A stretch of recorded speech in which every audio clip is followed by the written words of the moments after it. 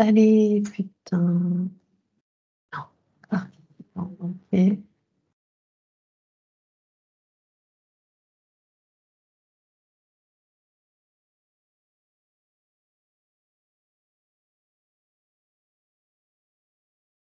Bonjour à tous et à toutes. Je ne sais pas si vous m'entendez. Bonjour, Laurence, c'est Cécile Et Chevalier d'Idées Verdées. bonjour Cécile. Je viens d'essayer d'admettre Florence.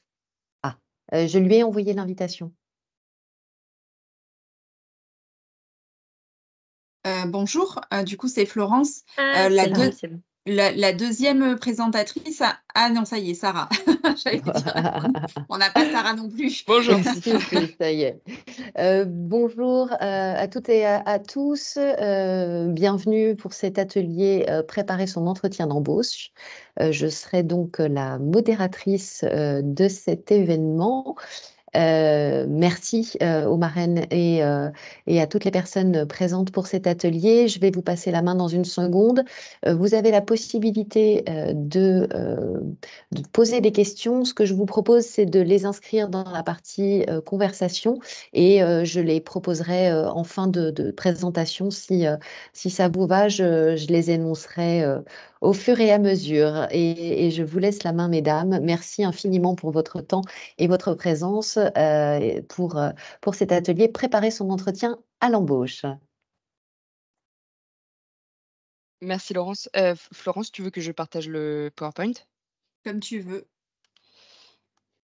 Je l'ai. Hop.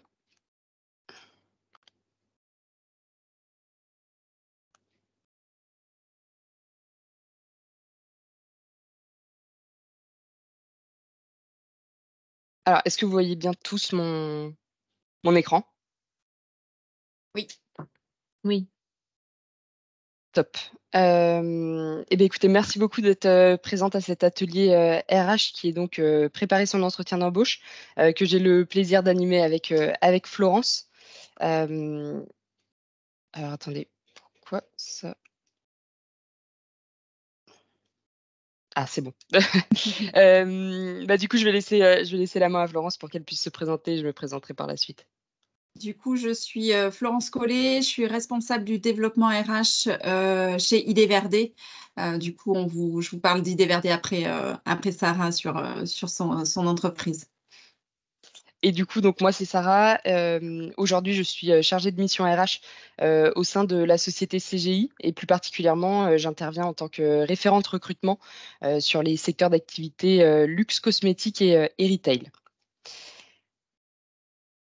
Alors, pour vous parler un petit peu plus de CGI, donc CGI, c'est une société de conseil qui signifie conseil en gestion informatique.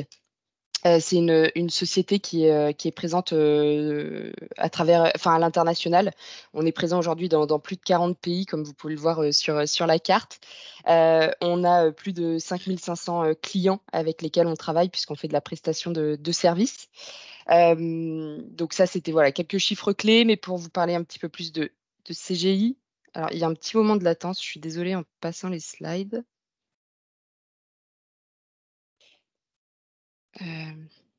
Ok. Donc CGI, donc c'est une société de conseil, comme je vous le disais, qui est d'origine canadienne, qui a été créée en 1976. Aujourd'hui, on comptabilise plus de 91 000 collaborateurs et collaboratrices qui sont présents dans plus de 40 pays. Et pour cibler un petit peu plus en France, on est aujourd'hui 15 000 personnes en France avec notre siège social qui est situé à La Défense. Et on a plus d'une trentaine d'agences aujourd'hui à travers les plus grandes villes de France. Euh, Chez CGI, on a une culture d'actionnaire qui est prioritaire puisque en fait tous les membres, quasiment 90% de nos membres sont actionnaires de l'entreprise grâce à un régime d'achat d'actions préférentielles que l'on a. Donc, comme je vous le disais, on est présent dans plus d'une trentaine d'agences sur la France et on est présent donc à l'international. On est rattaché, nous, à la SBU Ouest et Sud de l'Europe, qui inclut donc la France, le Luxembourg, l'Espagne, le Portugal, la Roumanie, l'Italie, la Suisse et le Maroc.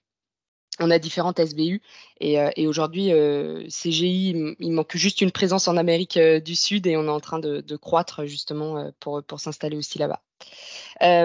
Aujourd'hui, on est parmi les plus importantes sociétés de conseil en France. On recrute sur différents domaines d'expertise, que ce soit le digital, donc avec des développeurs, la data et toute la partie aussi infrastructure, cloud et DevOps. Et on est présent bien sûr dans tous les secteurs d'activité. Et je laisse la main à Florence pour vous présenter Idéverdé. Du Si la coup, slide veut bien se passer, c'est bon. Idéverdé, on est le leader européen de l'aménagement paysager. On est expert sur les espaces verts, les espaces urbains, les espaces sportifs et récréatifs, le paysagisme d'intérieur et l'arrosage. Donc, on propose des prestations d'entretien, mais aussi de création d'espaces verts. Donc, on est présent dans 6 pays en Europe. Mais donc là, ce qui nous intéresse, c'est plutôt la France. On est présent sur tout le territoire français au travers de nos 53 agences. On est environ 3200 collaborateurs en France.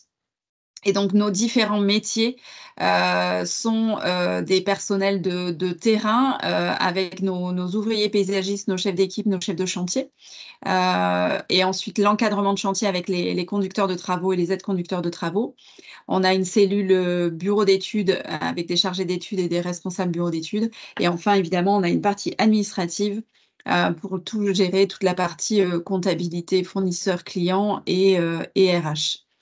Et du coup, moi, chez Idéverdé, donc je suis responsable du développement RH. Je m'occupe des sujets de formation, de recrutement, de gestion des compétences et de relations avec les écoles. Voilà.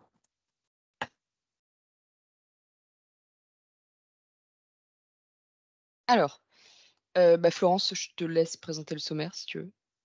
Du coup, ce matin, donc on va essayer d'avoir 40 minutes de présentation et puis de pouvoir vous laisser après vous poser toutes les questions que vous pouvez vous poser par rapport aux entretiens. Donc la première partie, ça va être se préparer à l'entretien. Voilà, les conseils que Sarah et moi on peut vous donner par rapport à ça et de bien se préparer avant l'entretien. Ensuite, on vous parlera du jour J, des questions qui peuvent être posées, etc. Et ensuite, un petit mémo pour après l'entretien, qu'est-ce qu'on peut faire comme bonne pratique à l'issue de l'entretien.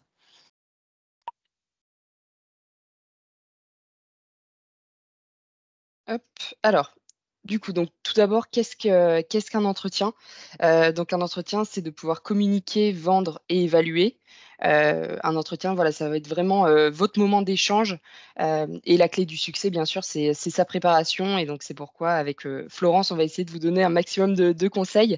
Donc se préparer avant l'entretien. Ouais. Juste, n'oubliez pas qu'un entretien, effectivement, c'est un échange. Vous vendez, mais le recruteur, il vous évalue aussi. Il veut trouver la bonne personne pour son équipe. Vous voulez trouver le bon job, mais le recruteur, il veut trouver la bonne personne.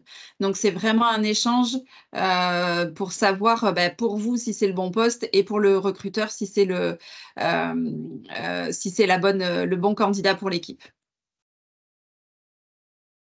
Totalement et du coup, cette phase de préparation, avant l'entretien va être super importante. Le moment clé, se joue aussi avant, et donc il est important de pouvoir se connaître, avant l'entretien, pour être authentique, il est impératif que vous vous connaissiez, et donc pour se connaître, il faut, bien sûr bien relire son CV, avant son entretien pour être capable aussi de s'auto-analyser, d'être capable de définir, voilà, quelles sont vos compétences, vos connaissances, au cours de votre parcours, que ce soit scolaire ou professionnel, si vous avez déjà eu des expériences, que ce soit des stages ou autres, d'être capable de dire qu'est-ce qui vous a plu, qu'est-ce qui vous a animé et au contraire, ce sur quoi, vous n'avez pas apprécié, telle ou telle tâche, par exemple. Quels ont été aussi vos succès et vos échecs? Pas forcément que dans le monde professionnel, ça peut être, aussi, sur des projets scolaires que vous avez eus. Vos points forts et vos axes d'amélioration, et vos valeurs. C'est super important aussi que vous puissiez connaître vos valeurs, pour que vous puissiez, comparer aussi avec les valeurs de votre future, société. C'est important que vous soyez en phase dès le départ, sur cet aspect-là. Et puis, bien sûr, définissez votre projet professionnel. Quelles sont, vous, vos aspirations? Sur quel type de poste vous avez envie de vous positionner et pourquoi? Qu'est-ce qui vous intéresse? Encore une fois, voilà, qu'est-ce qui vous anime? Puisqu'on passe énormément de temps au travail, et sur quel secteur d'activité, vous souhaitez travailler. Et ça va être aussi important, que vous définissiez aussi en amont vos attentes par rapport à votre futur manager. Quelles vont être vos attentes? Est-ce que ça va être, voilà, du suivi, de l'écoute, de l'accompagnement, toutes ces choses-là? Et donc il faut préparer, donc votre présentation pour que vous soyez, capable de parler de vous avec maîtrise, donc qui vous êtes, qu'est-ce que vous voulez faire? Florence, est-ce que tu voulais rajouter des choses sur cette slide? Non, c'est vrai que la présentation, il faut que vous soyez libre, enfin voilà, que ça soit fluide en fait. Quand on vous demande de vous présenter en entretien, il faut que ça soit fluide. Et donc pour ça, il n'y a pas de secret, hein, c'est la préparation effectivement de sa présentation. Voilà. Avec effectivement tous les éléments dont tu as parlé, Sarah, sur les différentes thématiques à avoir bien en tête pour pouvoir les exposer facilement. Et donc après se connaître, bien sûr, il faut aussi connaître l'entreprise et le poste, sur lequel, vous avez postulé. Donc pour cela, vous renseigner sur l'entreprise. Cela va aussi témoigner de votre motivation et de l'intérêt, pour le poste et pour la société, plus largement. Donc ça, ce type d'informations, vous pouvez les chercher, sur les sites internet des sociétés. On a quasiment aujourd'hui toutes les informations. Vous pouvez aussi regarder les réseaux sociaux. Sur LinkedIn, je sais que pas mal de sociétés publient aussi, voilà, sur leurs actualités, toutes ces choses-là, c'est important aussi d'en avoir connaissance. Vous pourrez retrouver aussi sur des plaquettes, d'entreprises, des forums, si jamais vous avez participé à certains forums sur lesquels ces sociétés étaient présentes, ou bien les offres d'emploi sur, les différents job boards, que ce soit la PEC, Indeed, on trouve aussi des offres d'emploi, et des informations sur les sociétés. Quel type d'informations rechercher? Ça va être, important, on en revient, au même, mais, sur, l'image, la culture d'entreprise, donc par rapport aussi, aux valeurs, sur la taille, l'envergure. Est-ce que c'est une PME? Est-ce que c'est une PMI, un grand groupe? Enfin, est-ce qu'ils sont présents à l'international? Est-ce que c'est qu'un acteur, local présent en France? Les secteurs d'activité aussi sur lesquels, intervient la société, les produits, toutes ces choses-là. Il faut se renseigner aussi, renseignez-vous sur votre interlocuteur, que vous allez rencontrer. Souvent, vous avez, ses coordonnées, dans un mail. Cherchez-le sur LinkedIn, ayez vraiment ce réflexe-là, pour déjà voir, voilà, quel poste il occupe. Regardez aussi son parcours, ça peut être intéressant de voir, par là où il est passé. Par la suite, ça vous amènera peut-être des questions à lui poser également. Donc, renseignez-vous vraiment, sur la personne que vous allez rencontrer, c'est important. Et Oui, parce renseignez-vous que sur le oui, pardon, ouais, vas-y, juste Florence. pour, non, juste pour t'interrompre, parce qu'effectivement, il peut y avoir différents interlocuteurs. Vous pouvez avoir la partie RH, comme Sarah ou moi, mais vous pouvez aussi avoir un opérationnel qui fait l'entretien, puisqu'il y a aussi les managers qui font les entretiens aussi à certains niveaux. Donc, ça permet aussi de savoir à qui vous allez vous adresser et du coup, quel type de questions aussi vous allez pouvoir poser.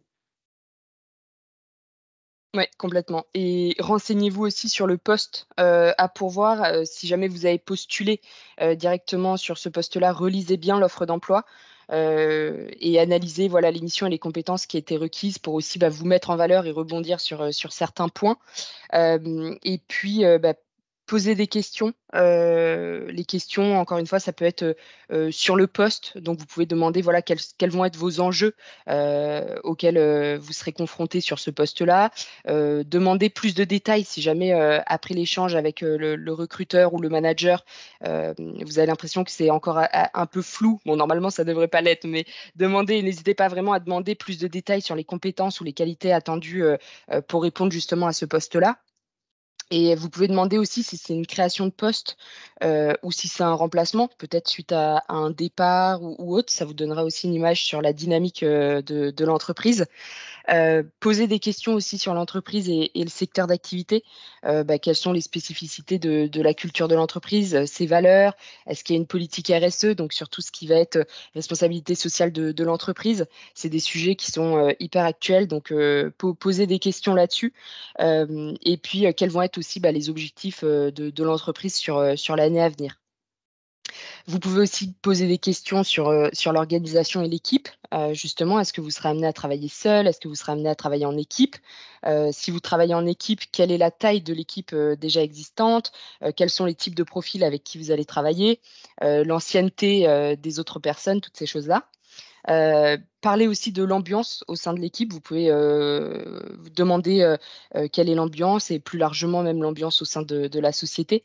Voilà, est-ce qu'ils organisent des événements type team building ou des after-work, etc. Poser aussi la question de comment va se passer votre premier jour d'intégration. Vous pouvez demander toutes ces choses-là. Et vous pouvez demander aussi des questions sur le développement de vos compétences. Voilà, est-ce qu'il y a une politique de formation qui est mise en place? Comment ça se passe? À qui ça s'adresse? Est-ce que c'est à tout type de profil? Donc CDI, stage, CDD, alternant, peu importe. Quelles vont être aussi vos opportunités d'évolution au sein de la structure? Vous pouvez aussi demander toutes ces questions-là. Et pour finir, peut-être demander des questions sur le processus de recrutement, sur justement les prochaines étapes. Ça vous permettra aussi d'évaluer le délai du temps que le processus de recrutement va prendre. Et donc, pour finir, donc sur les aspects un petit peu pratiques, repérer le lieu si jamais l'entretien se fait en présentiel. En amont, préparez-vous, repérez le lieu, regardez le temps de transport que cela va vous prendre pour anticiper si jamais il y a des problèmes, etc. Pour vraiment être là à l'heure, c'est important d'être ponctuel.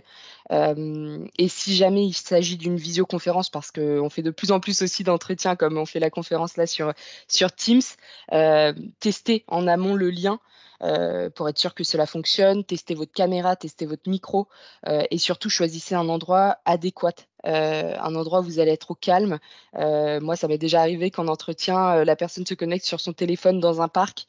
Ça donne pas forcément une bonne image pour le premier échange. Donc voilà, assurez-vous d'être dans les meilleures Oui, conditions. moi j'en ai en voiture aussi. Oui, Alors, beaucoup. à l'arrêt, heureusement, mais c'est possible. Donc Voilà, et effectivement, il faut s'assurer quand même d'être dans un environnement qui vous permet d'être vu correctement et entendu aussi correctement. c'est ça. Parce que c'est vrai que si vous êtes à l'extérieur, il y a toujours des bruits, on s'entend mal, etc. C'est pas le plus adéquat. Donc voilà, choisissez bien le lieu. Et puis les questions, j'ai un petit peu anticipé, je vous en ai parlé sur la slide d'avant, mais préparez des questions à poser, de la plus générale aux aspects pratico-pratiques. Encore une fois, que ce soit sur le poste, l'équipe, l'entreprise, la formation, et puis surtout demander aussi les prochaines étapes du processus de recrutement si le recruteur ne vous en a pas parlé ou le manager. Effectivement, c'est bien d'être comme pour la présentation, en fait, même pour les questions, c'est bien que vous les ayez préparées en amont. On sait que le jour de l'entretien, même si on sait que c'est un échange et que voilà, c'est toujours un peu stressant, c'est des personnes qu'on ne connaît pas, on ne sait pas comment va se passer l'échange. Donc, plus vous êtes préparé, en fait, même sur la partie questions, forcément, alors elles peuvent s'adapter après en fonction de votre échange et voilà, il y a peut-être des choses qui auront déjà été dites et la question n'est pas utile. Mais par contre, vous aurez une base aussi pour vous souvenir plus facilement des questions à poser.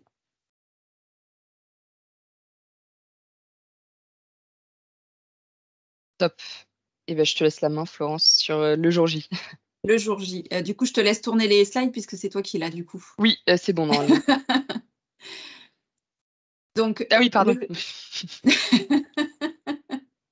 c'est pas grave.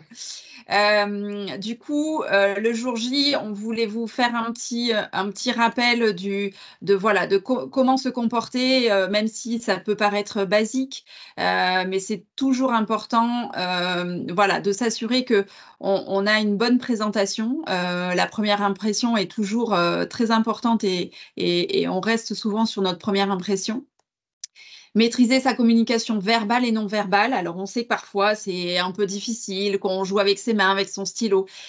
Si, par exemple, vous avez l'habitude, si vous avez un stylo et que vous êtes toujours en train de le faire tourner là ou de jouer avec, évitez de prendre du coup un stylo dans les mains, par exemple. Voilà. Ensuite, avoir une tenue vestimentaire appropriée. Alors, on ne parle pas d'avoir un costume cravate ou un tailleur jupe ou pantalon, etc. Mais voilà, on sait que maintenant, on peut avoir une tenue vestimentaire correcte, mais enfin, voilà, classique et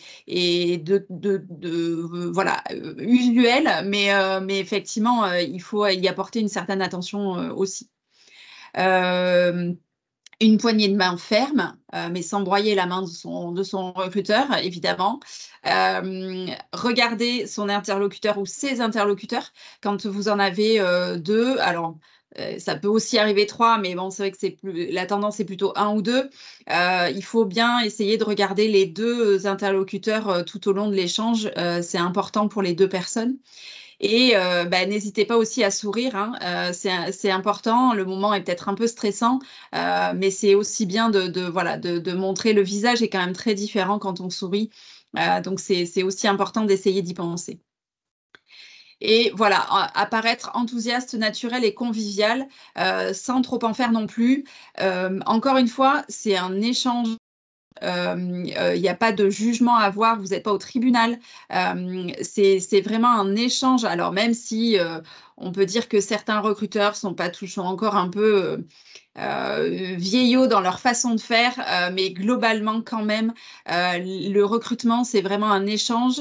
Et comme on le disait au début, vous êtes là pour trouver un job, mais le recruteur, il est là pour trouver le bon candidat aussi. Donc, c'est vraiment un échange de savoir si ça correspond aux deux parties. Ne pas s'asseoir avant que son interlocuteur vous ait invité à vous asseoir. Bon, ça, c'est basique. Et prévoir, du coup, du matériel pour prendre vos notes. Vous avez le droit de prendre des notes si vous êtes sûr de ne pas tout vous retenir. Voilà. Et prévoir aussi un exemplaire de votre CV. Soit pour pouvoir le donner au recruteur si jamais il ne l'a pas avec lui, soit également de pouvoir aussi vous mettre votre petit mémo pour votre présentation et voilà, si jamais le stress prend le dessus, de pouvoir jeter un œil sur votre CV aussi pour reprendre le fil de votre présentation si jamais vous en avez besoin. Et bien entendu, éteindre votre téléphone. Mais vraiment éteindre parce que même sur vibreur, on les entend, les téléphones. Donc, essayez en mode avion, peu importe, éteindre ou en mode avion, mais effectivement, de ne pas avoir ce bruit qui puisse vous interrompre et vous perturber aussi. Hein. Ce n'est pas que pour le recruteur, c'est aussi pour vous que vous puissiez être concentré du coup sur ce moment-là. Et évidemment, si vous êtes en retard, il faut prévenir. Alors évidemment, faut essayer de pas être en retard, mais voilà, ça peut arriver, la circulation, un accident, peu importe, ce sont des choses qui arrivent. On est capable de l'entendre en tant que recruteur, mais évidemment, si vous nous prévenez pas, forcément, on a toujours un petit hic à se dire, voilà, on a quasiment tous un téléphone portable actuellement, donc effectivement, on a un peu de mal à comprendre qu'un candidat nous ait pas prévenu s'il est en retard. Voilà.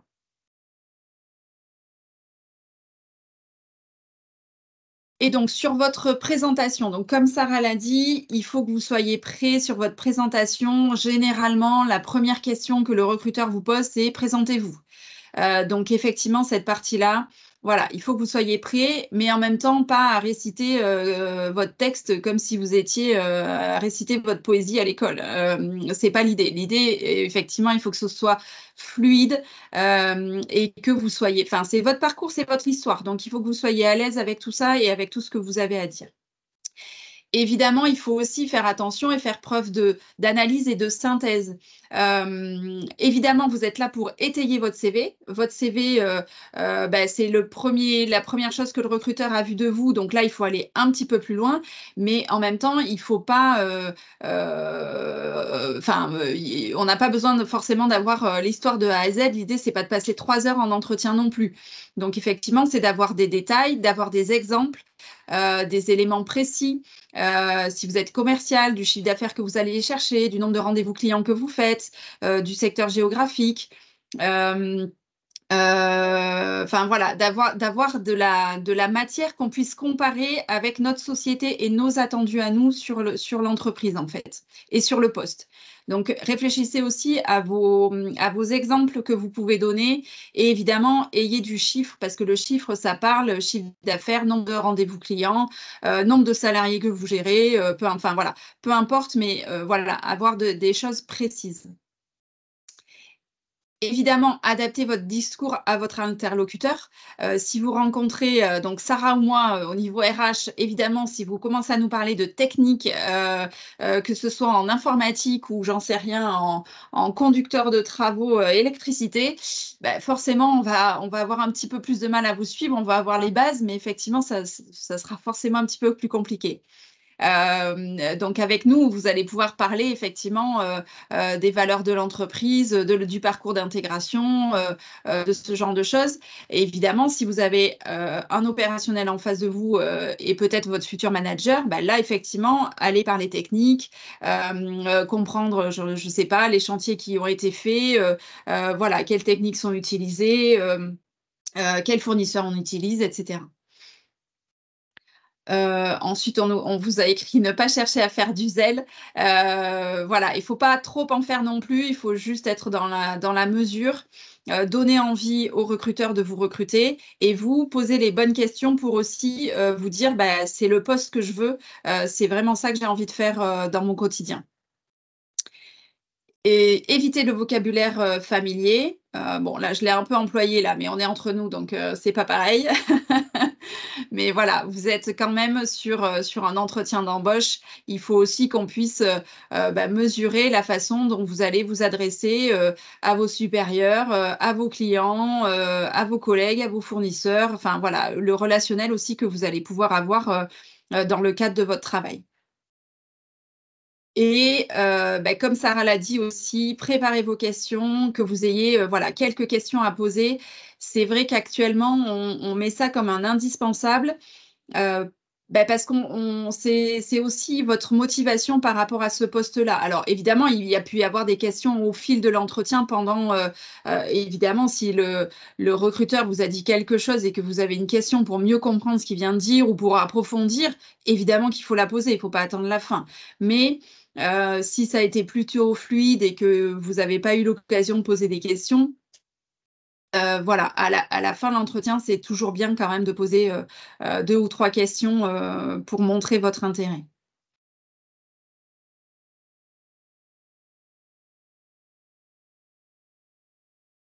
Alors, on vous a fait une deuxième petite partie sur les questions que peuvent vous poser les recruteurs. Et ensuite, on verra, il y a une petite partie sur les sujets interdits et puis les questions gênantes. Si votre présentation est claire, complète, structurée, bah forcément, ça incite moins le recruteur à poser des questions puisque vous aurez abordé tous les sujets. Mais malgré tout, on a quand même toujours 2-3 questions en réserve.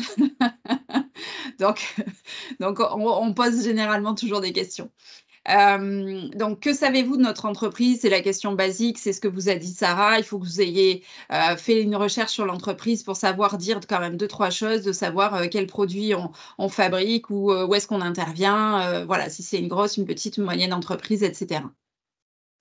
Vos qualités et vos axes d'amélioration. Alors celle-là, voilà, il y a du pour, il y a du contre chez les recruteurs. Ça équivaut à vos qualités et vos défauts, hein, en gros. Tout le monde ne la pose plus. Il y en a qui la posent en fonction des postes aussi. Ça peut être en fonction du poste qui est proposé. Voilà. Mais malgré tout, elle peut arriver. Donc celle-là, il faut que vous soyez prêt à y répondre. Vous devez dire effectivement quelles sont vos qualités qui sont reconnues dans le milieu du travail, que vos anciens managers ont pu vous dire, que vos collègues avec lesquels vous avez travaillé ont pu vous dire aussi. Et en même temps que vous soyez capable de dire, bah oui, il y a des choses sur lesquelles aussi il faut que je m'améliore, j'en suis consciente et je sais ce que je dois travailler. Ça permet aussi de montrer que vous savez aussi vous analyser et que vous vous connaissez et voilà, que vous savez vous remettre en question. Pourquoi devrais-je vous choisir? En quoi le poste à pourvoir vous intéresse-t-il? Donc ça, effectivement, c'est pareil, c'est pas posé à chaque fois, mais ça peut arriver. Ben voilà, vous êtes là aussi pour trouver le poste qui vous intéresse et sur lesquels vous allez venir travailler tous les jours. Donc c'est aussi qu'est-ce qui vous a plu dans le poste. Enfin, normalement, ça doit entre guillemets sortir tout seul si vraiment vous êtes intéressé par le poste en fait. Mais effectivement, il faut savoir répondre à ce type de questions. Préférez-vous travailler seul ou en équipe? Donc là, il peut y en avoir d'autres aussi questions, mais voilà, un peu vous donner aussi le travail en autonomie ou effectivement en équipe ou en binôme ou en fonction de la structure dans laquelle vous allez rentrer. Le recruteur peut aussi s'assurer de savoir que vous allez coller au profil recherché. Pourquoi souhaitez-vous quitter votre poste actuel? Donc ça, si vous êtes en poste, c'est une question qui va, si vous ne l'avez pas dit de vous-même pendant votre présentation, c'est forcément une question qui vous sera posée. Alors, soyez à l'aise aussi avec ça. Si on sent que vous hésitez, c'est qu'on va se dire que vous nous cachez quelque chose. Mais on sait aussi tous qu'on change de travail à l'heure actuelle. Peu de personnes restent 30 ans dans la même entreprise maintenant. Donc, forcément que c'est naturel et il n'y a pas de souci avec ça, mais il faut aussi qu'on comprenne quel est votre intérêt. Suivant qui on recherche, sur un contrat de courte durée ou si on cherche un contrat de longue durée, il faut aussi qu'on comprenne vos aspirations et pourquoi vous arrêtez aussi votre poste actuel. Quelles sont vos prétentions salariales? Donc là, c'est une question indispensable, qui est posée quasiment à chaque fois et sur laquelle vous devez impérativement savoir répondre. Vous ne pouvez pas répondre je prends ce que vous me donnez. Non, c'est pas bien. Vous avez une valeur, vous avez des compétences. On ne travaille pas, on n'a pas un travail pour être bénévole et pour rien à la fin du mois. On travaille tous pour avoir un salaire à la fin du mois et pour valoriser notre expérience, nos compétences. Donc, vous devez être capable de fournir une fourchette de salaire, même si c'est pas un montant précis, mais au moins une fourchette en général en brut et pas en net, même si en net ça peut arriver, mais voilà, généralement on parle en brut. Et si vraiment vous n'avez aucune idée, vous avez plein de sites internet qui sont capables de vous donner une fourchette en fonction de votre poste, du lieu géographique, de votre expérience, etc. Cherchez par ce biais-là. L'APEC le fait, je pense qu'il y en a d'autres aussi qui le font, des cabinets de recrutement, etc., qui ont ce type de simulateur sur leur site internet. Si vous ne savez pas, faites-le parce que vous devez, enfin j'insiste, mais parce que pour moi, c'est vraiment, ça fait partie aussi de votre présentation. Vous devez savoir répondre à cette question-là. Et quand seriez-vous disponible? Pareil, il faut que si vous êtes en poste, il faut que vous soyez renseigné sur votre durée de préavis pour être sûr de savoir répondre aussi aux recruteurs sur cette partie-là. Voilà.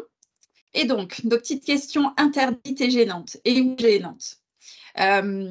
Donc, tous les sujets liés à la vie privée sont interdits en entretien d'embauche. Donc, ça, c'est le code du travail.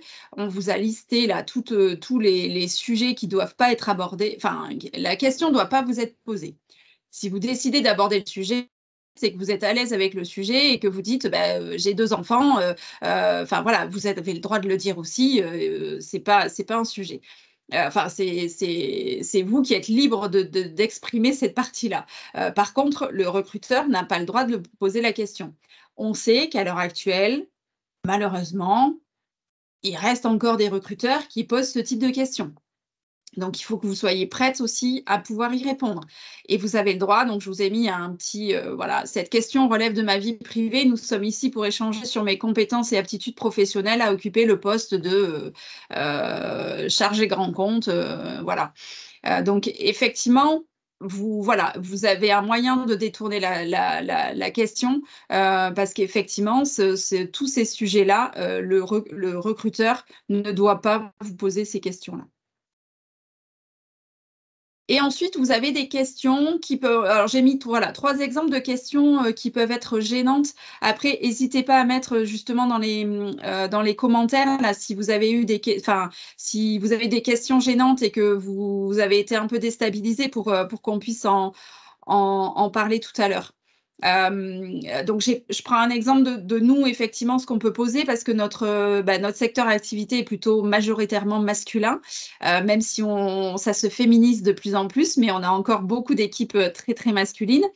Et effectivement, moi, ça m'arrive de poser la question de comment vous envisagez cette situation-là, de travailler dans un univers qui est principalement masculin. Si vous êtes dans le BTP, si vous êtes dans certains secteurs d'activité, effectivement, c'est aussi une question. Il faut que vous soyez à l'aise. Je pense que vous en avez toute consciente quand vous postulez sur ce type de secteur, mais il faut savoir, savoir répondre à cette question-là aussi sans être gêné. Et il nous faut des femmes. Les équipes sont ravies d'avoir des femmes parce que justement, ça apporte autre chose. Eux-mêmes le disent aussi. Ils sont contents d'accueillir des femmes dans les équipes parce qu'effectivement, la mixité apporte d'autres choses. Enfin, voilà, on n'a pas la même vision, on ne regarde pas les mêmes choses. Donc, c'est important. Ce qu'on peut vous demander aussi, si vous avez par exemple noté que vous aviez une RQTH dans votre entretien, dans votre CV, pardon, on va peut-être vous demander qu'est-ce que ça implique en termes de conditions de travail. Juste pour, si vous êtes, si vous l'avez écrit sur votre CV, c'est qu'effectivement vous êtes aussi à l'aise avec le sujet et que vous êtes capable de nous dire, il me faut un fauteuil aménagé, ou il me faut une voiture automatique, en fonction du poste occupé. Mais il faut que vous sachiez du coup répondre à ces questions-là sur la partie, bien entendu, conditions de travail, hein. Pas sur qu'est-ce que c'est votre handicap et expliquez-moi dans les détails votre dossier médical. Évidemment, ça c'est interdit. Et une petite question sur les trous dans les CV. Quand on lit un CV, évidemment, quand il y a un trou, on le voit, hein, faut pas se leurrer. Donc, évidemment qu'on va poser la question de pourquoi il y a un trou. Le plus simple, c'est aussi directement de le marquer sur le CV. Il y en a de plus en plus d'ailleurs qui le font. Je pense principalement au congé parental, où effectivement, la période est indiquée, c'est clair, c'est net, il n'y a pas de question à se poser, on sait ce que c'est, et voilà. Évidemment, si vous l'avez du coup pas indiqué dans votre CV, et si c'est autre chose qu'un congé parental, vous êtes parti un an faire le tour du monde, ok. Mais du coup, il faut que vous allez forcément avoir la question. Vous ne vous sentez pas déstabilisé. C'est aussi pour comprendre votre différent parcours, la façon dont vous allez aussi vous réintégrer dans le milieu du travail, etc. Voilà. Est-ce que, Sarah, est-ce qu'il y a des questions que j'ai oubliées ou des choses Non, c'était complet. Je vois pas. En effet, par rapport aux questions gênantes, il n'y a pas de mauvaise réponse. Non. Je rebondis sur le trou, Mm. par exemple, dans le parcours. Voilà, dites vraiment la vérité aux recruteurs. Tout s'explique, que ce soit un congé sabbatique ou juste vous aviez envie de faire une pause ou bien là, c'était difficile de trouver du travail avec la période Covid, etc. Il y a pas mal de personnes aussi qui ont eu un trou dans le CV. Nous, on est prêt à tout entendre, mais voilà, juste, faut l'expliquer. En étant authentique, quoi.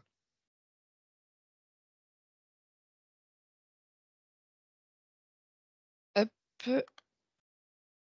Et du coup, donc sur la dernière phase, donc on voulait vous parler de l'après-entretien qui est tout aussi important en fait que la préparation avant son entretien et que le jour J de l'entretien. L'après est vraiment à soigner également. Donc faites vraiment le bilan après votre échange. Faites une liste éventuellement des points positifs et négatifs que vous en tirez suite à votre entretien. Et on rebondit aussi sur les questions un petit peu gênantes ou qui ont pu vous perturber pendant votre entretien. Listez-les et comme ça, vous pourrez faire aussi des recherches afin de mieux les préparer si jamais vous avez d'autres entretiens et que ces questions reviennent.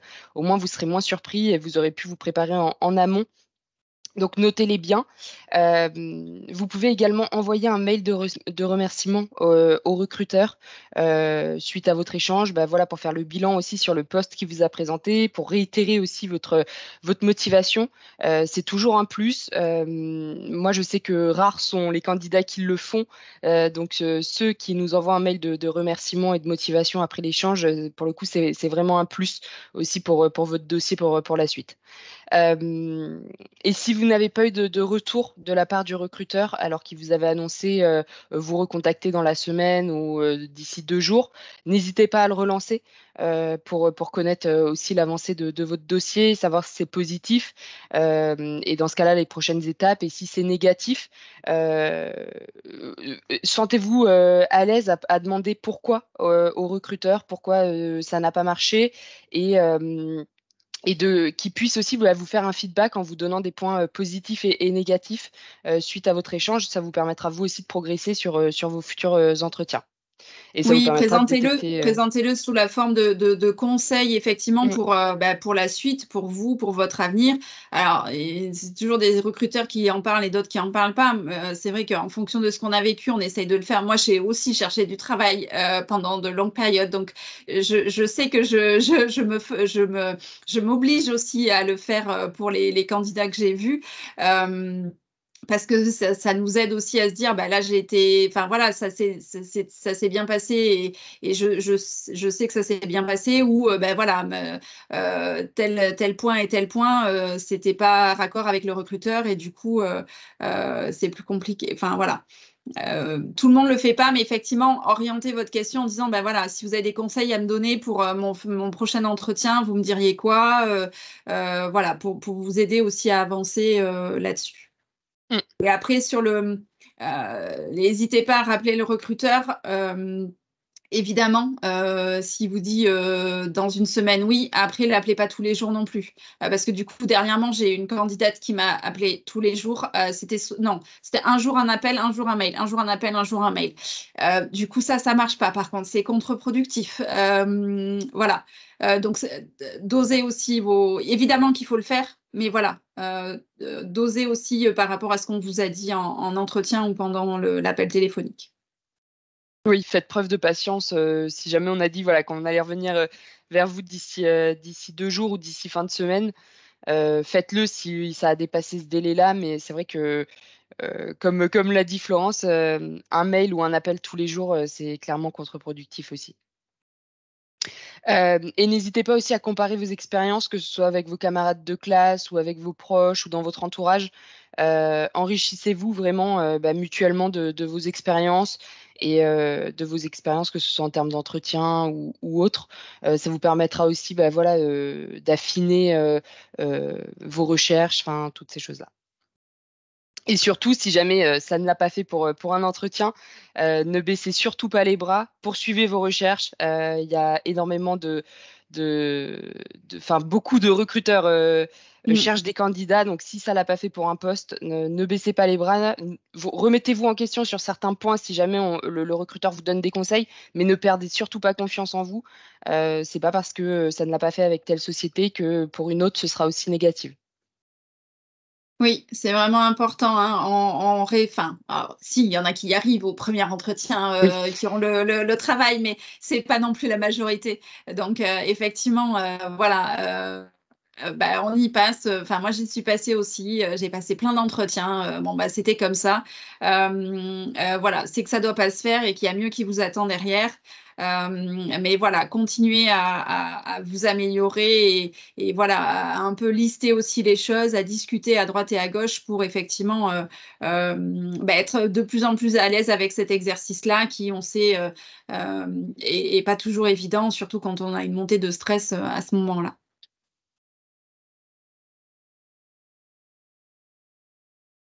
Voilà ce qu'on voulait vous dire.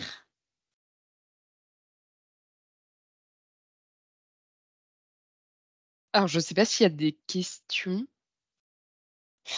Oui, oui, il y en a. Merci infiniment, Sarah et Florence. Nous avons quelques questions. En effet, je vais commencer par la première. Par rapport aux prétentions salariales, lorsque cela concerne une reprise d'études en contrat pro, est-il possible de négocier plus que le SMIC ou il est acquis que c'est 100% du SMIC maximum? Ah non, c'est pas de maximum, il y a forcément ça peut être du plus. Effectivement, les entreprises proposent pas forcément plus sur ce type de contrat, que ce soit apprentissage, pro ou même stage, parce que je crois qu'il y a une question sur les stages aussi. Il y a effectivement, pour l'apprentissage, les contrats pro et les stages, il y a le réglementaire et la grille de rémunération. Mais effectivement, les entreprises sont libres de donner plus ou pas. Après, ça, c'est pareil, hein, c'est de la négo du coup, hein, avec son employeur, enfin son futur employeur. Merci beaucoup. Une autre question. En ce qui concerne les intitulés de poste, est-ce que pour une femme, on doit mettre chef avec deux FE au lieu de chef CHEF de projet?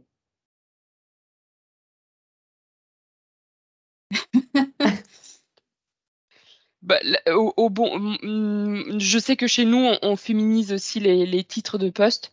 Donc oui, on peut mettre deux FE. Là, après, c'est plus au bon vouloir du candidat, je dirais.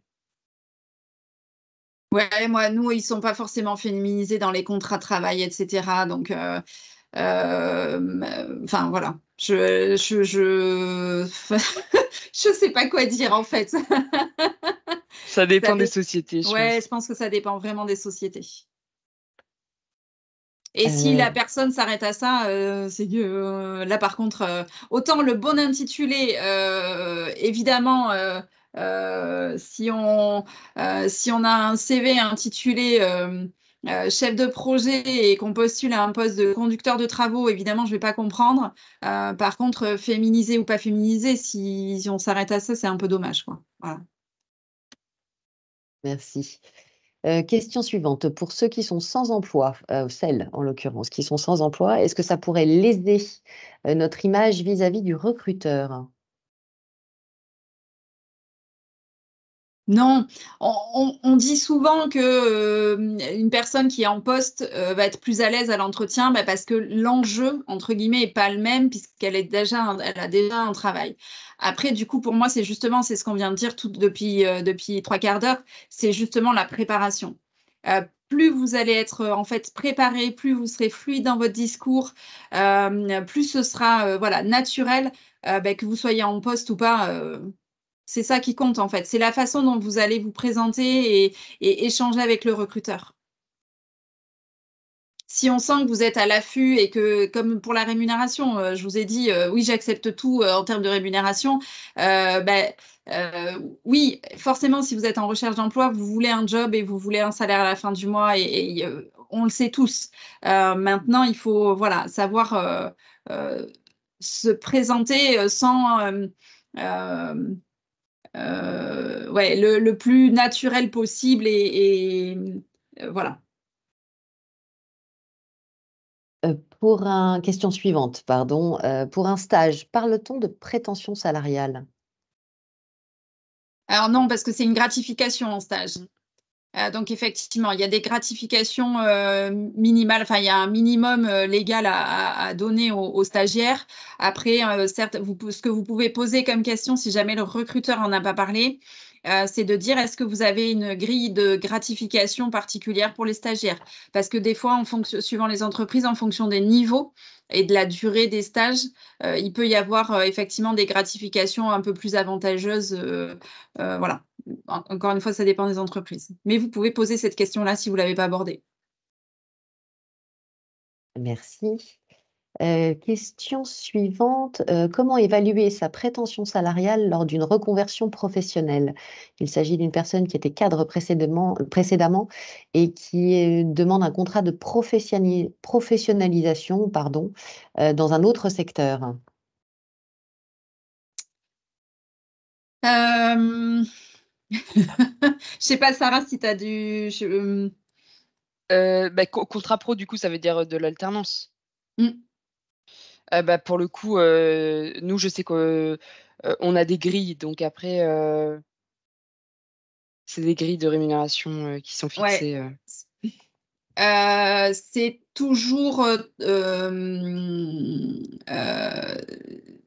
le salaire qu'on avait dans un poste, effectivement, avec une certaine expérience du coup, et certaines compétences sur le poste, c'est difficile de le transposer quand on est en reconversion. Mais en même temps, c'est aussi difficile de se dire, bah, je repars à zéro et de l'échelle tout en bas. Donc, il faut essayer d'arriver à trouver le juste milieu parce que, en tout cas, nous, par exemple, ce qui va se... Alors, c'est des choses qu'on a hein, parce qu'on a pas mal de reconversions dans le paysage, mais du coup, ben, on va pas non plus... il faut qu'on fasse attention au collectif. Donc effectivement, si on donne beaucoup plus à quelqu'un qui arrive, qui est en reconversion, alors que le coéquipier, bah, il est là depuis 5 ans et lui, il vient du paysage, voilà, c'est compliqué. Donc c'est vraiment en fonction des entreprises, essayer de voir de la grille de salaire de la convention pour au moins avoir de la convention collective du secteur d'activité et d'essayer de se mettre, voilà, d'essayer d'avoir quelque chose de cohérent. Mais effectivement, je pense que vous ne pourrez pas prétendre au salaire que vous aviez auparavant. Une question qui a plus rapport avec les questions gênantes. Lorsque apparemment beaucoup d'employeurs demandent si, Les à enfants. nos participantes exactement, Mm. si l'on a des enfants. Dans le cas où on n'en aurait pas, il est fréquent que le recruteur demande si on compte en avoir, question qui peut mettre mal à l'aise. Comment peut-on se sortir de cette situation en restant poli avec l'employeur tout en restant ferme? Bah, que c'est une question qui relève de sa vie privée et Mm. qu'on n'est pas là pour parler de sa vie privée, qu'on est là pour parler du poste, de ses compétences, de son expérience. Alors, il faut arriver à le tourner. Il faut effectivement, du coup, je l'avais mis tout à l'heure, une petite phrase type. Il faut se construire, entre guillemets, sa phrase type pour qu'elle, entre guillemets, qu'elle sorte toute seule quand on va nous poser la question.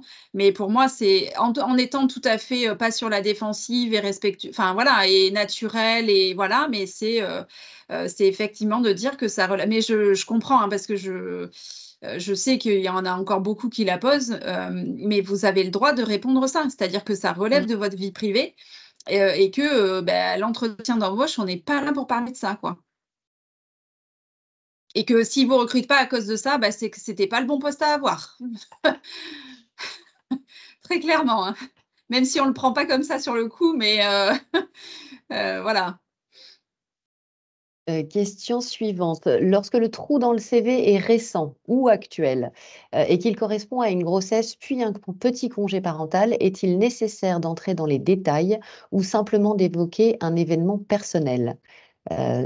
C'est Marjolaine qui nous pose cette question et elle se dit que cela peut effrayer le recruteur si une candidate avec un ou plusieurs enfants a un ou plusieurs enfants en bas âge.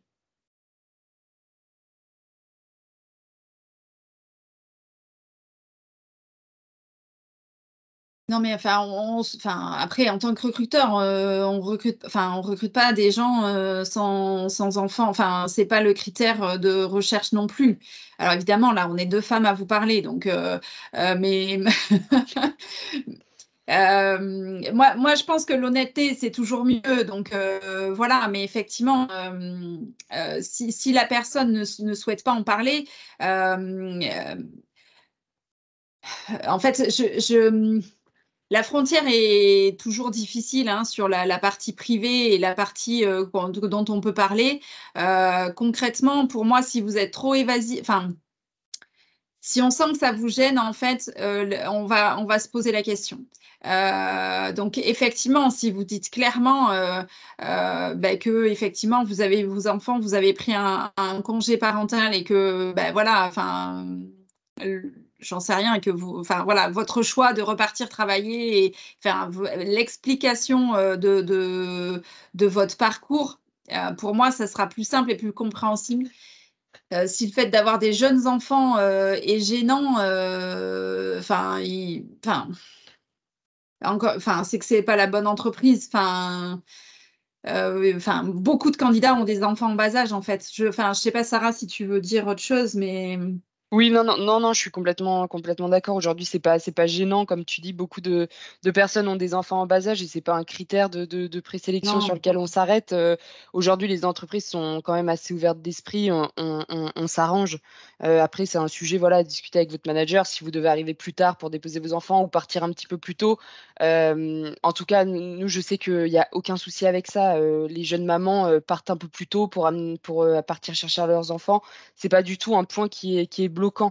Aujourd'hui, on est ouvert d'esprit pour le comprendre et on s'organise. Donc, il y a vraiment aucun souci. Alors, à contrario, du coup, chez nous, sur la partie terrain, alors c'est pas qu'on veut pas de femmes avec des enfants en bas âge, attention, mais du coup, il y a des contraintes de départ sur chantier. Donc, effectivement, si la discussion, du coup, du fait de vos jeunes enfants et qu'on vous dit, chez nous, il faut être à 7h30 au dépôt parce que l'équipe part, donc ça veut dire que tout le monde part en même temps. Effectivement, si du coup c'est pas compatible, c'est pas compatible, mais ça sera pas de votre fait, de votre compétence. Mais chez nous, c'est quelque chose qui est incontournable. Donc il faut aussi savoir en parler librement pour vous, comme pour l'employeur en fait. Une autre question, combien de temps après l'entretien peut-on envoyer un mail de remerciement? Moi, je trouve qu'il n'y a pas forcément de délai. Ça peut être fait le soir même ou en fin de journée ou le lendemain. Ne pas trop attendre non plus. Donc moi, je dirais soit le jour même ou le lendemain. Pareil. Comment valoriser ses stages lorsque l'on est à la recherche de son premier emploi? Ouais, Vas-y, Florence. vas-y. Détailler, expliquer vos missions, des exemples concrets. Ce que j'ai dit, c'est valable pour tout le monde, mais y compris dans les stages, c'est-à-dire j'ai géré, enfin j'en sais rien, je me suis occupée de X clients enfin voilà, dans votre CV ou même dans votre discours, allez chercher du concret de ce que vous avez fait. Restez pas dans des choses vagues entre guillemets qui veulent tout dire et rien dire. Parfait. Quels sont les défauts acceptables en entretien?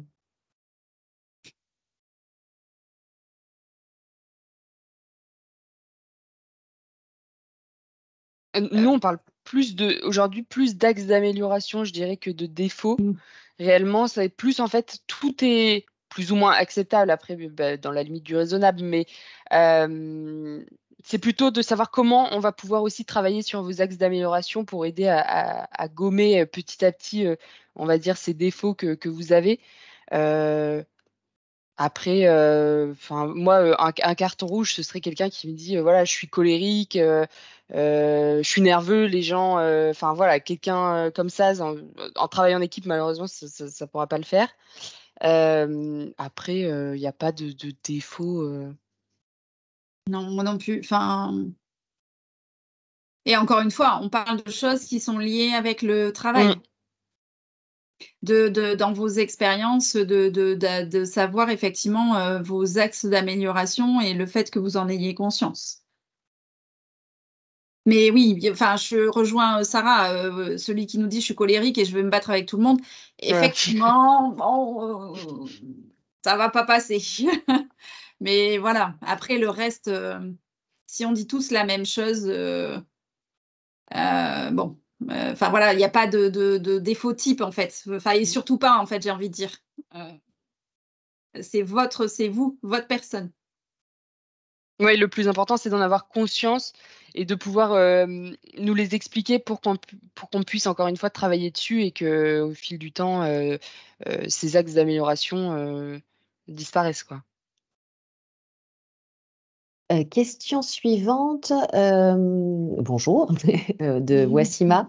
Est-ce que l'on peut contacter avant un entretien des personnes de l'entreprise via LinkedIn ou un autre biais, pour se renseigner plus sur le poste et sur ce qui risque d'être demandé en entretien?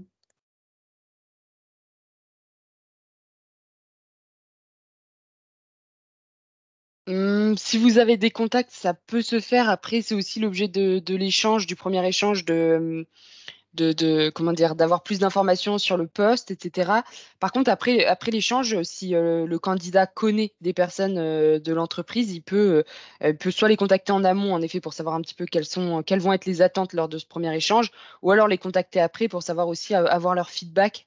C'est hyper important. Il n'y a rien de mieux qu'un collaborateur qui est déjà dans la société pour vous parler de la société et de ce qu'il vit en mission ou autre. Donc, bien sûr, après, si vous avez des contacts, vous pouvez les contacter sur LinkedIn pour avoir du feedback. Et c'est vrai qu'en amont, j'ai jamais eu trop le cas, mais enfin, l'idée de l'entretien, c'est justement de pouvoir échanger. Donc, si vous avez contacté 3-4 personnes avant que vous connaissiez pas forcément et pour avoir des infos sur la boîte, vous allez être un peu sèche à l'entretien après pour échanger. Enfin, voilà. Ouais, je suis d'accord. Question suivante. Comment expliquer une dernière mauvaise expérience? Dans le cas présent, cette personne a arrêté sa thèse suite à des relations difficiles avec les directeurs et elle est actuellement à la recherche d'un poste d'ingénieur et elle n'arrive pas à expliquer la situation qu'elle a vécue. Est-ce que vous auriez des conseils?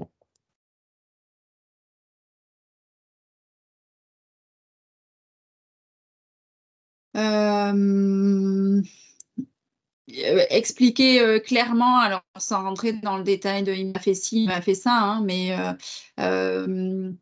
la teneur de la difficulté et enfin voilà, en expliquant que pour elle c'était des choses qui étaient, alors du coup en fonction des cas, mais je sais pas ce que c'était, mais voilà, d'être euh, clair et concret sans faire un roman en fait. Voilà.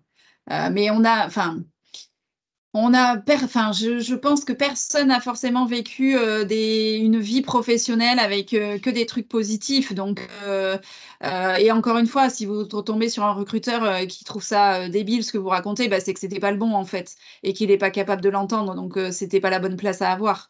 Donc, pour moi, il faut être honnête et voilà, factuel et sans faire un roman de 10 pages, quoi. Je sais pas si ça aide du coup, mais Question suivante. Que faut-il répondre si on demande au candidat si cette personne attend des réponses d'autres recruteurs? Est-il bien vu de répondre qu'on attend d'autres réponses? Et si les autres réponses attendues sont moins intéressantes, faut-il répondre oui quand même ou pas? Moi, personnellement, je trouve que c'est bien de le dire. Donc, si on a d'autres process qui sont plus ou moins intéressants, c'est bien de le préciser, de dire que oui, on a d'autres process. Éventuellement, si le candidat se sent à l'aise, dire aussi les sociétés avec lesquelles il est en process. Ça permet à nous aussi de voir avec quel type d'entreprise potentiellement ça va se jouer sur la proposition d'embauche, etc. Et au contraire, ça va nous permettre aussi en tant que recruteur de demander au candidat sur quoi va un petit peu se baser sa décision, qu'est-ce qui va être important pour lui. Et comme ça, nous, ça va être des points qu'on pourra mettre en avant aussi lors du processus de recrutement pour essayer de l'attirer si ça a matché avec nous pour qu'il puisse venir et rejoindre notre société. Et si jamais on a des process avec des sociétés qui sont un peu moins intéressantes, le dire quand même et à ce moment-là, dire qu'on est vraiment motivé par la société qu'on rencontre actuellement et que certes, on a d'autres process, mais en priorité, on fera passer cette société-là. Mais je trouve que globalement, c'est bien de dire oui, si on a d'autres process, d'être honnête. oui, c'est un mot qu'on n'a pas écrit dans notre présentation, mais l'honnêteté, c'est ce qui paye, hein. Enfin, c'est vraiment quel que soit le sujet en fait, quel que soit le sujet de votre présentation. C'est être honnête. Donc pour moi, c'est pareil. Il faut dire si vous avez d'autres process. Si vous n'en avez pas, ben vous dites que vous n'en avez pas. On n'en a pas toujours hein, plein non plus. C'est comme ça, c'est la vie. Mais effectivement, si vous en avez, ça nous permet aussi, nous, d'essayer aussi d'être réactifs. Si jamais on sait que certains process peuvent être un peu longs en interne ou des choses comme ça permet aussi de pouvoir de pouvoir suivre ce que vous avez aussi à côté, quoi. Euh, Question suivante. Comment faire ressortir les valeurs humaines lorsque l'on parle de ses compétences techniques lors d'un entretien?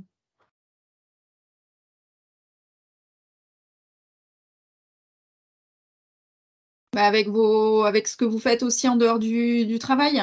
Alors, le plus facile étant toujours la partie équipe. Quand on fait un sport co, ben, forcément, on va y penser.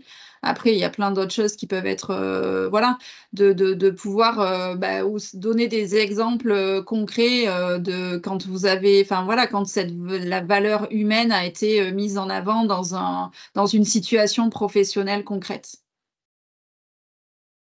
Merci. Question suivante. Lorsque l'on postule, doit-on répondre à tous les critères fixés dans la fiche de poste? Non. Enfin, personnellement, du coup, non. Je pense le candidat idéal n'existe pas sur une fiche de poste. On met différents attendus. On essaye d'être aussi assez large, mais en même temps précis. Quoi qu'il arrive, on cochera jamais toutes les cases. Et c'est pas grave, faut pas forcément s'arrêter à ça. Après, postuler quand même, voilà, à des offres qui nous correspondent, puisque sinon, derrière Ouais. nous, le tri sera vite fait si vous postulez à une offre qui n'a rien à voir. Malheureusement, on lira très rapidement votre CV et ce sera un refus. Donc quand même, voilà, bien correspondre à la fiche de poste dans la globalité. Maintenant, il ne faut pas forcément cocher toutes les cases et ne pas s'arrêter à ça et ne pas se freiner à postuler si, on n'a pas tel ou tel point, bien sûr. Mais effectivement, moi, je suis peut-être moins, enfin, évidemment, le mouton à cinq pattes, il n'existe pas, ça, on en est tous conscients, et voilà. Après, recevoir une candidature qui n'a rien à voir avec le poste, Mmh. moi, du coup, quand on fait le tri, ben, forcément, ça veut dire qu'on passe moins de temps sur les autres CV, hein. Donc, vous l'aurez pas, on passe pas 10 minutes par candidature, hein, loin de là. Et c'est comme postuler sur un poste en CDI en disant je cherche une alternance pour septembre 2024. Enfin, ça, très honnêtement, je parle que pour moi, mais c'est contre-productif pour vous, pour moi, en fait. Voilà. Donc, effectivement, le candidat idéal n'existe pas. Maintenant, il faut quand même coller avec 80% de la fiche proposée, quoi. Question suivante. Le recruteur a-t-il le droit de demander pour quelles autres sociétés nous postulons? Il Apparemment, peut c'est un. toujours, hein. Mais libre à vous de répondre ou non. Vous êtes libre de ne pas répondre, hein. Mmh. Ok, même si le recruteur ou la recruteuse est insistante. Ah bah oui, ça le regarde. Oui. Encore une fois, Mmh. ça le regarde. Enfin voilà, c'est vos choix et que vous voulez pas, surtout si dans certains secteurs le monde est petit et tout le monde se connaît. Voilà, vous n'avez pas forcément envie de pouvoir. Non, non. Enfin, il faut trouver une phrase pour voilà un peu bateau, mais qui sort tout seul pour répondre à cette question-là. Mais non, non, vous n'êtes pas obligé, hein. Merci beaucoup. Une autre question. Pour quelqu'un qui débute dans un métier, est-il nécessaire de répondre à la question de la rémunération? Dans le cas présent, il s'agit d'une première année en France et la personne ne sait pas exactement comment répondre, malgré le fait qu'elle ait effectué des stages sur son lieu d'origine. Mais qu'elle ne peut pas baser sa réponse enfin, comment dire, sur cette expérience, puisque la devise n'est pas la même Mm. et l'emplacement Mais non plus. il faut qu'elle aille sur des sites, ce que je disais tout à l'heure, là, des sites français qui font des simulateurs en fonction du métier, du secteur d'activité, du lieu géographique du travail, et parce qu'évidemment, entre la région Île-de-France et la province, c'est différent. Ben voilà, la petite expérience qu'il peut y avoir pour qu'elle ait au moins une fourchette. Pour moi, il faut quand même qu'elle ait une fourchette. Oui, c'est important de savoir s'évaluer. Ouais. Et puis, regardez les offres d'emploi oui, on l'a pas dit tout à l'heure, mais les offres d'emploi de l'entreprise sur tous les enfin, elles apparaissent aussi. Donc, allez regarder ce que les. Alors, il faut que ça colle avec plus ou moins, mais vous aurez, si vous regardez les offres d'emploi de l'entreprise, vous aurez aussi une fourchette en fonction des jobs euh, sur cette entreprise-là. Mmh. Et nous avons une dernière question qui revient sur les défauts à présenter, ou en tout cas les axes d'amélioration selon vos suggestions. Si on est en panne d'inspiration, qu'est-ce que l'on peut répondre? Il faut l'avoir préparé. Ouais, C'est pour pour ça que, anticiper, je pense. c'est pour ça que notre premier point, c'était la préparation à l'entretien. En fait, tout ce type de questions-là, il faut que ce soit comme le salaire, il faut que vous sachiez, axe d'amélioration, qualité, il faut que vous sachiez, pourquoi vous, il faut que vous sachiez répondre. En fait, c'est de la préparation à l'entretien. On ne va pas à l'entretien comme ça en disant, ah, c'est bon, ils m'ont appelé, voilà. Non.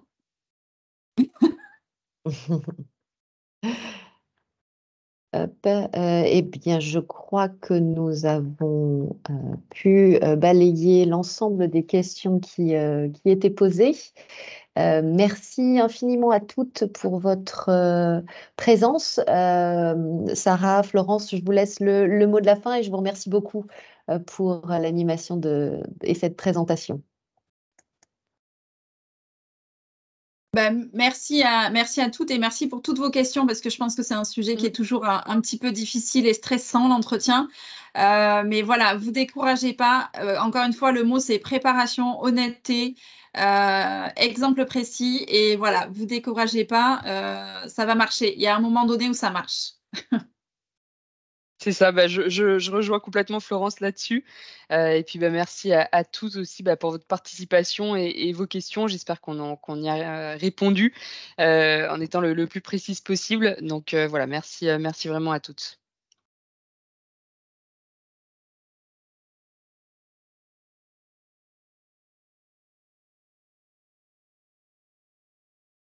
Ah Laurence, on ne t'entend plus. Non, parce que j'avais coupé mon micro. Eh bien, je vous souhaite à toutes une très très bonne journée.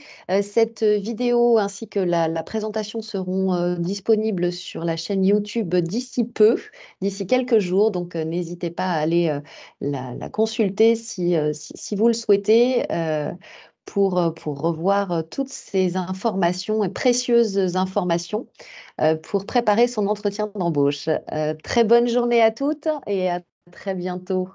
Merci. Merci beaucoup. Au revoir. Au revoir.